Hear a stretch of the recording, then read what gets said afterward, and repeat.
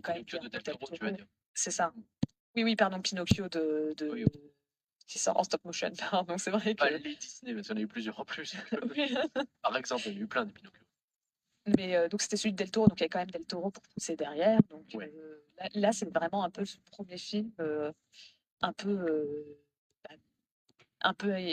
différent qui a remporté le Golden Globes. Et donc, c'est ce qu'on disait au début, il est nommé au César et aux Oscars, donc c'est quand même pas mal.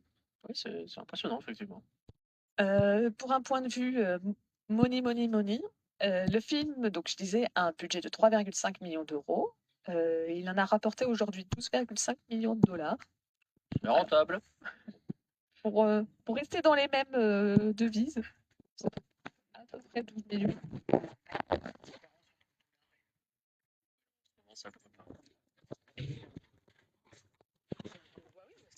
fait, c'est l'avantage du budget, c'est que tu es facilement rentable.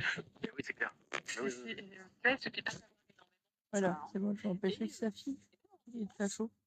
Sans forcément dire que c'était le succès de Moi, c'est bien. Je trouve qu'il a quand même eu un succès pas trop mauvais.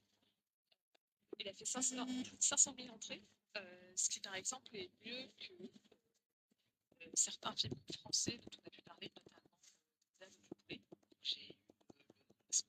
C'était notamment le dernier film à avoir eu le prix du jury à Annecy. Et Dame du Poulet, ça avait fait 114 000 entrées. Oui, ce qui n'est pas terrible par rapport à...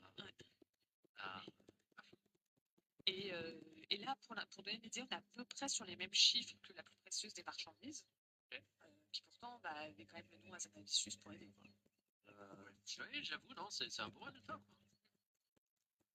Très très beau résultat. Ok. Merci Pauline. Alors laissez-moi vous conter l'histoire de Flo, le chat qui n'avait plus peur de l'eau. Flo, virgule, le chat qui n'avait plus peur de l'eau. Pardon.